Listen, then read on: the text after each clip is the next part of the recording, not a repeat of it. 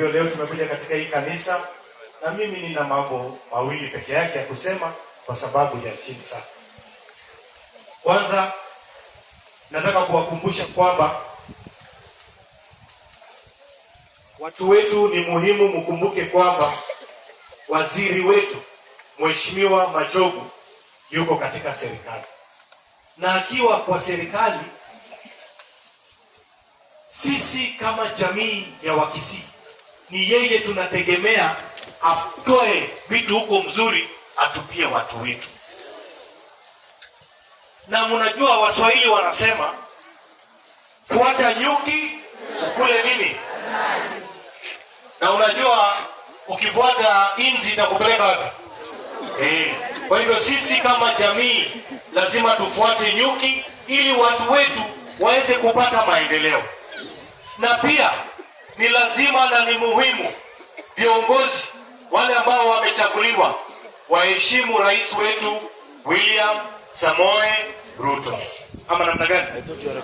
Na mnajua Wakristo, hii mambo ya uongozi inatoka kwa Messiah. Ama namna gani?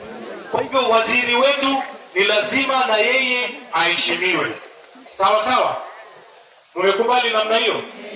Nikimalizia, sisi kama jamii ni lazima tukubaliane, tushirikiane ili tuweze kukaa nyuma ya serikali na nyuma ya waziri wetu, ili watu wetu waweze kupata barabara, waweze kupata maendeleo, vijana wapate ajira. Kwa hivyo waziri, sisi tunakutuma kwa Rais William Ruto utuletee maendeleo, na tunajua katika uongozi kutoka rais alikuchagua, sio kwamba rais hakuona ni nani hawezi.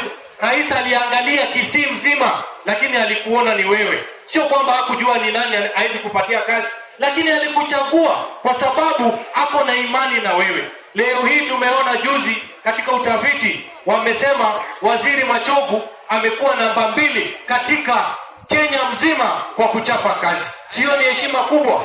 Alafu viongozi wengine wanakuja kutusi waziri. Mimi nataka kuwaambia mheshimu huyu waziri.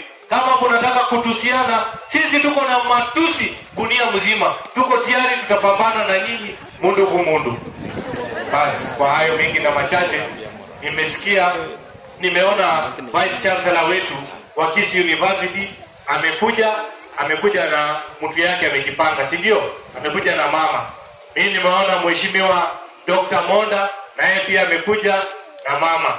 Mimi pia sasa mtanisamea next time, na mimi nitatafuta mama kutoka hapa Nyaribari Masaba, na mimi nilete usonge mbele. Naomba sana ya sae abazisi.